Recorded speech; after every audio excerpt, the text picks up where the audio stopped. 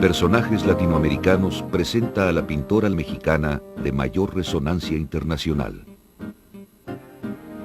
Capaz de transformar en arte su angustioso tormento de sufrimiento y dolor, esta mujer de gran inteligencia y personalidad magnética utilizó la pintura como una especie de cirugía psicológica al enfrentar su realidad con risa y humor explosivos, absolutamente seductores. Esta es la vida de la pintora Frida Kahlo, la cinta que envuelve una bomba.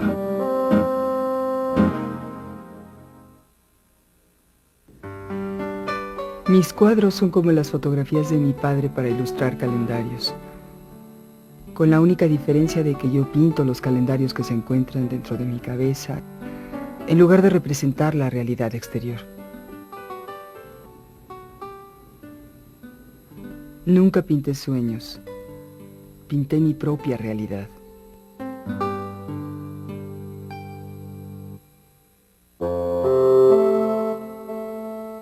Magdalena Carmen Frida Kahlo y Calderón nació el 6 de julio de 1907 en Coyoacán, un pueblo situado a las afueras de la gran capital mexicana. Su padre, Guillermo Kahlo, era un reconocido fotógrafo de origen alemán, quien después de haber enviudado y con 2 hijas pequeñas, se apresuró a contraer matrimonio con la madre de Frida, Matilde Calderón. De este segundo matrimonio nacieron 4 mujercitas más: Matilde, Adriana, Cristina y Frida. La familia Kahlo contaba con una posición económica bastante acomodada. Guillermo Kahlo era un fotógrafo contratado por el gobierno del dictador Porfirio Díaz. El padre de Frida fue comisionado para viajar por todo el país fotografiando edificios y monumentos históricos. Gracias a este trabajo, pudo costear la educación de sus hijas en el prestigiado colegio alemán y construir la hermosa Casa Azul de Coyoacán, donde Frida Kahlo creció. Matilde Calderón, la madre de Frida, era sumamente religiosa. A Frida no le interesaba educarse para ser una de esas señoritas recatadas que solo se dedicaban a su familia, viviendo en el anonimato tras la sombra de sus maridos. Ella no compartía esta visión de la mujer con su madre, lo que provocó fuertes fricciones entre ellas. Frida, por el contrario, era la preferida de su padre. De él obtuvo la mayor influencia. Le heredó el gusto por la naturaleza. También le enseñó a retocar y colorear fotografías utilizando minúsculas pinceladas, técnica que sería fundamental en su estilo pictórico. El calvario físico de Frida comenzó a los 6 años, cuando cayó en cama 9 meses, víctima de poliomielitis. La pierna derecha le quedó más delgada y la ocultaba empalmando 3 o 4 calcetines. Esta experiencia la convirtió en una niña insegura y con una gran necesidad de afecto. Su padre trató siempre de darle el estímulo y la atención que necesitaba. Incluso cuando a los 15 años decidió que quería estudiar medicina, la apoyó para que ingresara a la Escuela Nacional Preparatoria en la Ciudad de México, donde estaba floreciendo la nación moderna. Después de la caída de Porfirio Díaz en 1911, se desató la Revolución Mexicana. En 1922, para los que no sabían leer, el nuevo gobierno se dio a la tarea de llevar al pueblo, a través de la pintura en muros públicos, imágenes que glorificaran la historia y cultura de México. Uno de estos muros sería encargado al ya famoso pintor mexicano Diego Rivera, quien pintaría un mural a sueldo de albañil en el auditorio de la preparatoria a la que recién ingresaba Frida. Fue ahí donde vio a Rivera por primera vez. Frida solía meterse a escondidas al auditorio donde Diego trabajaba y se sentaba horas a observarlo pintar. A pesar de la fascinación de Frida por Rivera, en el verano de 1923 inició un noviazgo con Alejandro Gómez Arias, un apuesto y brillante muchacho, jefe de los Cachuchas. La intensa relación se prolongó por 4 años, en los que Frida, de niña, pasó a convertirse en una sensual mujer. Mientras Frida seguía creciendo, también crecían los problemas económicos en su casa. Con la caída del dictador Porfirio Díaz, su padre había perdido las lucrativas comisiones del gobierno. Para ganar dinero y ayudar a su familia, Frida se vio obligada a pasar por varios trabajos sin interesarse en ninguno. Finalmente su padre consiguió colocarla como aprendiz del grabador Fernando Fernández, con quien descubriría un gran talento escondido. Comenzando apenas a vivir, esta muchacha de 18 años, llena de energía, pronto iba a sufrir una terrible tragedia con consecuencias catastróficas que la seguirían por el resto de su vida. La tarde del 17 de septiembre de 1925, el camión en el que viajaba Frida con destino al pueblo de Coyoacán chocó con un tranvía. El camión se partió en dos y el cuerpo de Frida quedó destrozado. Mentiras que uno se da cuenta del choque. Mentiras que se llora. En mí no hubo lágrimas. El choque nos botó hacia adelante y a mí el pasamanos me atravesó como la espada a un toro. Las consecuencias del choque fueron desastrosas. El hombro izquierdo fuera de lugar, 2 costillas rotas, 3 fracturas en la columna vertebral, 3 fracturas en la pelvis, 11 fracturas en la pierna derecha y el pie derecho dislocado y aplastado. Desde este momento el dolor y la lucha contra este se convertirían en los temas centrales de la vida de Frida. Después de pasar un mes hospitalizada luchando por su vida, siguió un largo periodo de recuperación en su casa. Casi inmovilizada a causa del corsé de yeso que debía utilizar, Frida comenzó a pintar. Me aburría muchísimo allí en la cama. Por eso decidí hacer algo. Robé unas pinturas al óleo de mi padre y mi madre me mandó a hacer un caballete especial puesto que no me podía sentar. Así empecé a pintar. Sus primeros retratos muestran una fuerte influencia de la pintura renacentista italiana, especialmente de Botticelli. El primer autorretrato lo hizo en 1926 como regalo para Alejandro, su novio, quien se mantenía cada vez más alejado de ella. Pintó este cuadro como un intento por retener a la persona que más amaba. No lo consiguió. Pintar se convirtió en el arma con la que pelearía sus más duras batallas, las del amor y las de sus terribles padecimientos físicos que no la abandonarían nunca. Para 1928, Frida Kahlo se encontraba recuperada del accidente. Sin embargo, la ilusión de convertirse en médico se había esfumado y nunca regresó a la escuela. Continuaba pintando en su casa. A sus 21 años era ya una mujer con una clara postura política, seriamente comprometida con sus ideales. Simpatizaba con el Partido Comunista, portaba camisas rojas y distintivos del partido y asistía a sus reuniones. Fue precisamente en una de estas reuniones, a través de la fotógrafa Tina Modotti, que probablemente conoció a Diego Rivera, aunque a ella le gustaba contar la historia de su primer encuentro de otra forma. Sufrí 2 accidentes en mi vida. El primero ocurrió cuando me atropelló un tranvía. El otro accidente es Diego. Con esta misma intensidad de sentimientos vivían también momentos de profundo amor. Diego le escribía cartas encantadoras en las que la llenaba de besos y la llamaba la niña de mis ojos. Frida, por su parte, vivía para Diego. Le gustaba tener la casa muy limpia y le hacía que le cocinaran sus platillos preferidos.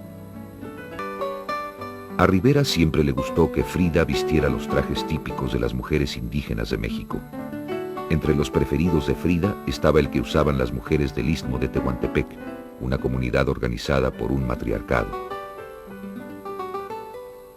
Frida llamaba mucho la atención con sus trajes y su vistosa joyería, especialmente en Estados Unidos, donde pasó los siguientes 4 años debido a los múltiples encargos ofrecidos a su esposo y en donde comenzó a descubrir ese mundo de imágenes por las que hoy es tan admirada y reconocida.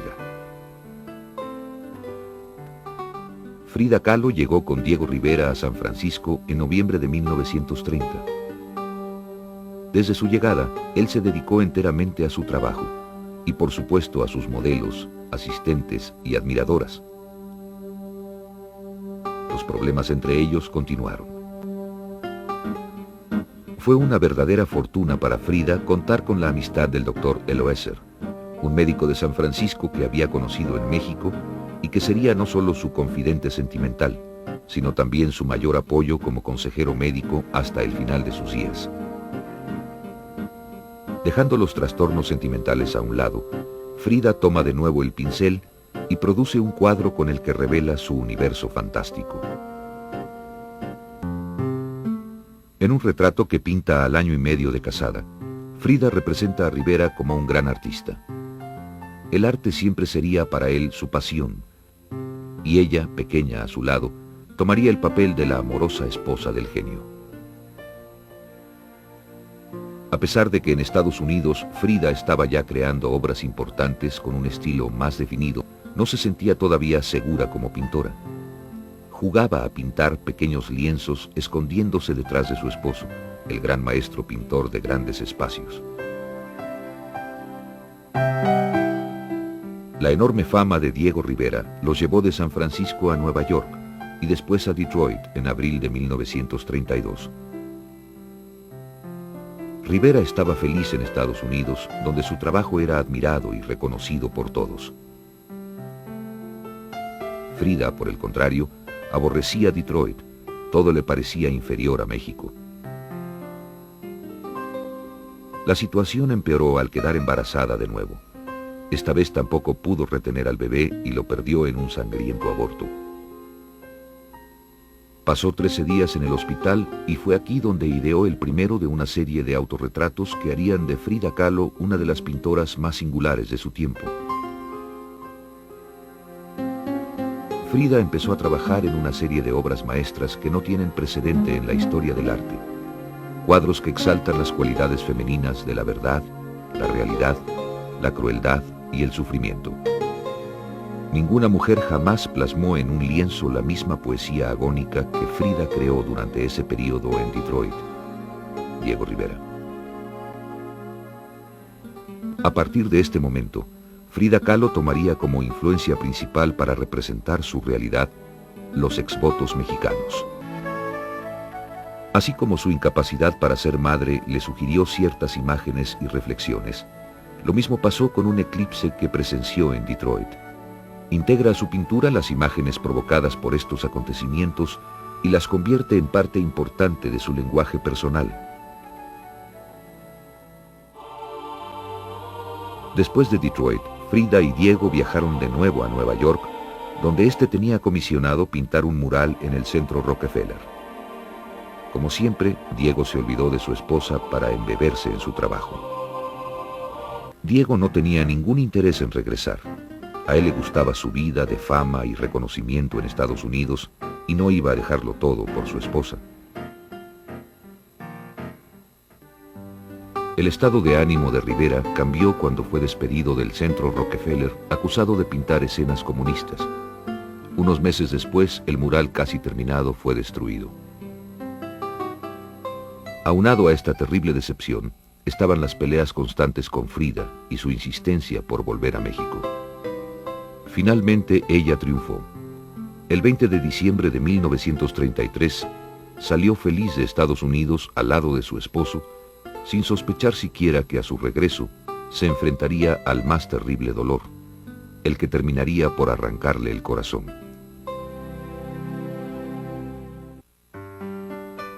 En 1933, después de pasar 4 años en Estados Unidos, Frida Kahlo y Diego Rivera regresaron a México a una moderna casa que habían construido en San Ángel, un pueblo a las afueras de la capital. El diseño de la elegante residencia, realizado especialmente para ellos por el arquitecto y pintor Juan O'Gorman, satisfacía plenamente las necesidades de la pareja en esa época. Eran 2 casas completamente independientes, cada una con su estudio y unidas solamente por un puente. En una viviría Diego y en la otra Frida. Diego no la perdonaba por haberlo obligado a volver a México. Su matrimonio no marchaba bien y los problemas de salud de Frida regresaron. Los padecimientos físicos que la afectaban tanto estaban íntimamente relacionados con los sentimentales. Mientras Diego se portaba bien con Frida y le daba la atención que necesitaba, su salud mejoraba. En cambio, cuando no la atendía, eso la afectaba mucho y enfermaba. Pero no fueron los dolores físicos los que más la dañaron. El golpe más duro lo recibió al enterarse que Diego, su adorado esposo, estaba íntimamente involucrado con Cristina, su hermana menor, a la que más quería. La noticia la destrozó, y una vez más se apresuró a desahogar su pena como mejor sabía, registrando los hechos en una pequeña lámina de metal.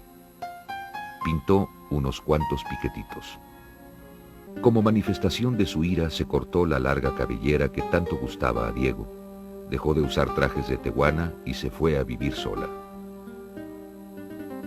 Frida no soportaba estar sin Diego y al poco tiempo lo perdonó. También perdonó a su hermana Cristina. Tal vez en el fondo fue solo a ella a quien realmente perdonó. Se adoraban. A pesar de que regresó con Diego y que lo amaba, esta terrible decepción provocó un fuerte cambio en Frida. Se volvió más independiente. Ya no era la mujer sumisa y conforme de antes. Ella también tenía amantes con los que se veía a escondidas de Diego. Sin embargo, mientras que los amantes masculinos debían mantenerse en secreto, las relaciones homosexuales de Frida eran permitidas por su esposo. A la larga lista de amigos de los Rivera se sumó el nombre del revolucionario ruso Trotsky, para quien Diego había conseguido asilo en México en enero de 1937. Su carrera como artista empezó a despegar. En noviembre de 1938, a los 31 años, Frida Kahlo tuvo su primera exposición individual en la elegante galería de Julien Levy en Nueva York. Frida demostró ser una pintora por derecho propio, a pesar de que el apellido de Rivera pesaba fuerte en sus hombros. Después del éxito en Nueva York, viajó a París, invitada por André Breton, padre del surrealismo, quien al conocer su obra inmediatamente la catalogó como surrealista. No sabía que era surrealista hasta que André Breton me lo dijo. Lo único que sé es que pinto porque necesito hacerlo. Y siempre pinto todo lo que pasa por mi cabeza. Surrealista o no, el contacto con esta corriente fortaleció la fantasía de Frida Kahlo. A partir de 1938 se dio un notorio cambio en su obra. En ese tiempo todavía era muy difícil para una mujer ser pintora y a consecuencia, en la exposición de París, Frida no obtuvo éxito financiero. Sin embargo, el gobierno francés le compró un cuadro, El Marco. Hasta entonces ninguno de los grandes pintores mexicanos de la época había sido honrado con esta distinción. Durante su estancia en París conoció grandes personalidades del mundo del arte, entre ellos Picasso, quien como muestra de afecto le regaló unos aretes en forma de mano. El reconocimiento y el hecho de que ya estaba vendiendo cuadros dieron a Frida una mayor seguridad e independencia. Frida estaba confundida en sus sentimientos hacia Diego. Durante el tiempo que pasó fuera de México, tuvo una aventura con Nicholas Murray, un exitoso fotógrafo de ascendencia húngara, a quien ella decía amar.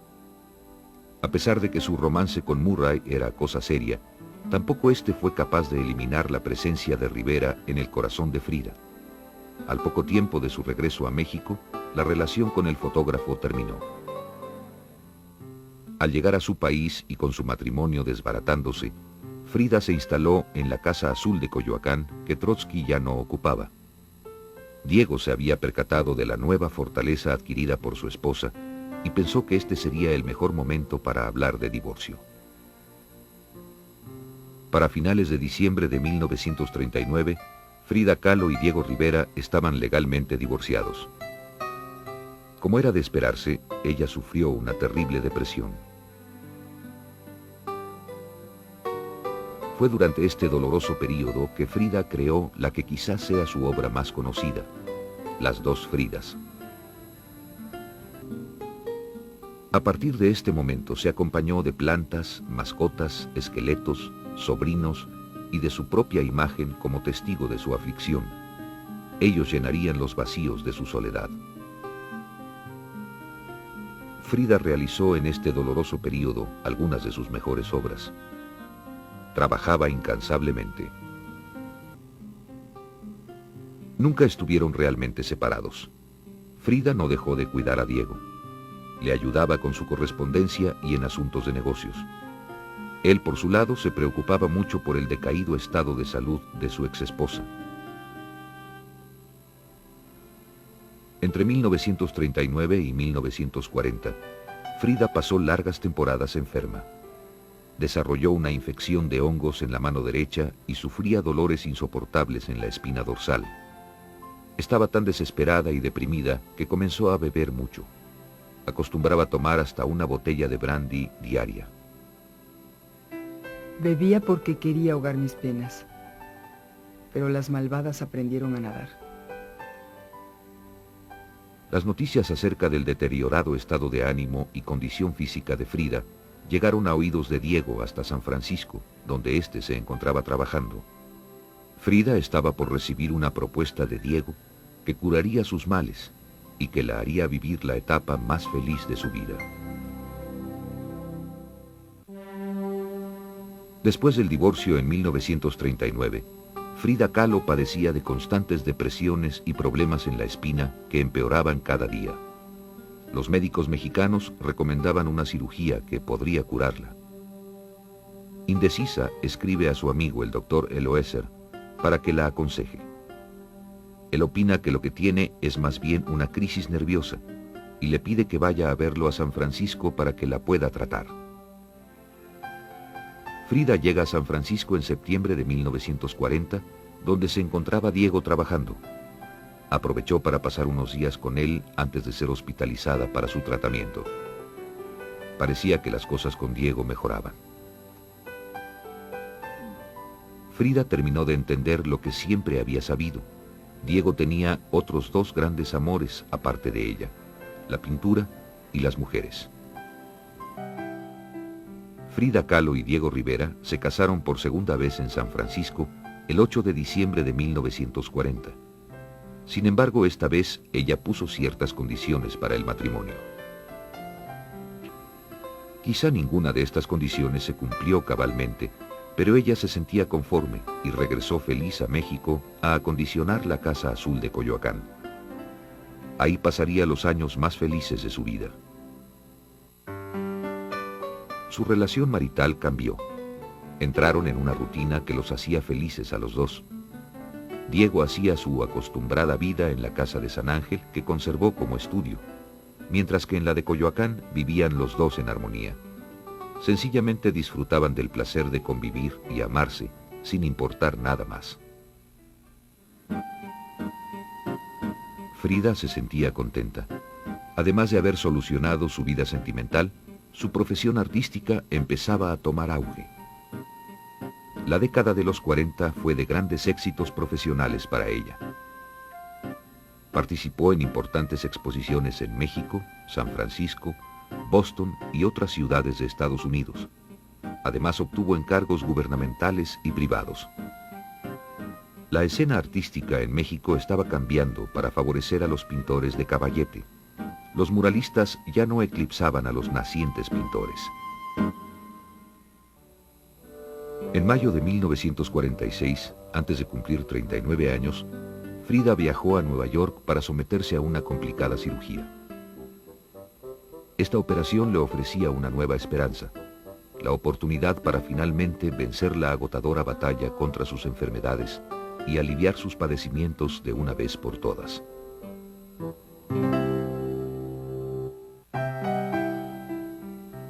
Para el verano de aquel 1946, el estado de salud de Frida Kahlo era devastador.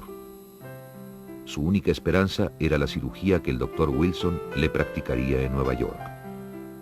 Era una operación muy complicada para 1946. Le soldaron 4 vértebras con una vara de metal de 15 centímetros y con un pedazo de hueso que le quitaron de la pelvis. Esta fue una de las 32 operaciones a las que Frida se sometió a lo largo de su vida.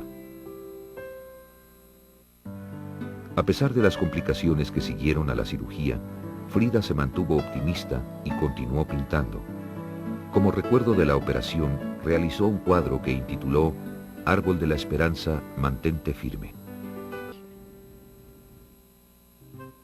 Aunque tuvo buenas temporadas y parecía estar recuperándose, en realidad nunca se pudo sentir bien del todo. El período que le siguió fue aún más desastroso. Tenía dolores fortísimos en la espina dorsal que calmaba tomando Demerol, un analgésico narcótico derivado de la morfina. También desarrolló anemia y volvió a brotarle la infección de hongos en la mano derecha.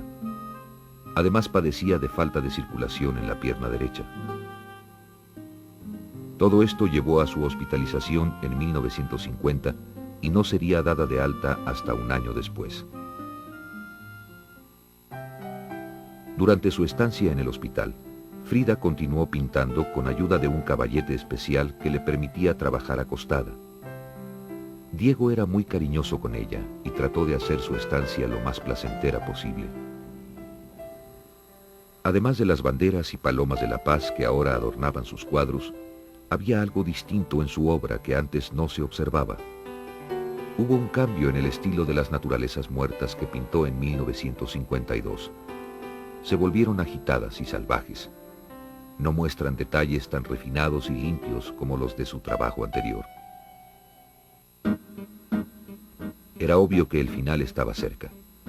Fue por ello que en 1953 su amiga Lola Álvarez Bravo se apresuró a organizar una exposición exclusiva de Frida Kahlo en su Galería de Arte Contemporáneo.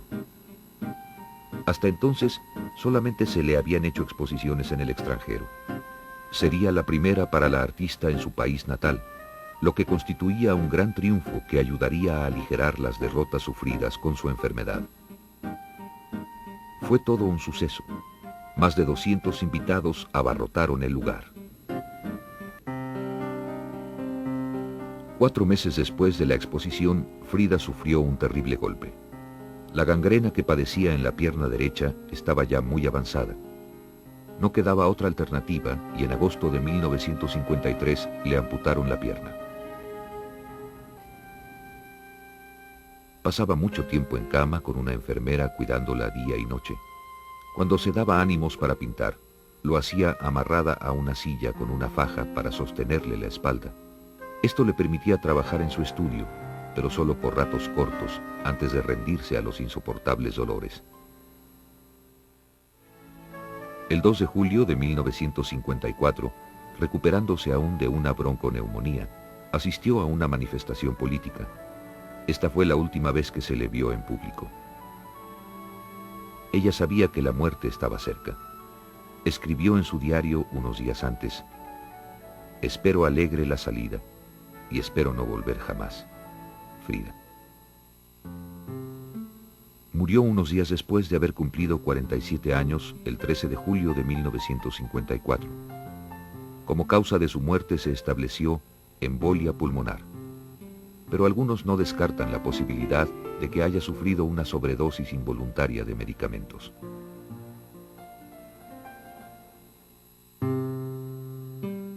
Frida Kahlo fue velada en el Palacio de Bellas Artes. Diego estaba destrozado. No le importó romper su promesa de no meter la política en la ceremonia cuando un discípulo de Frida se acercó y colocó una bandera roja con un martillo y una hoz sobre el ataúd.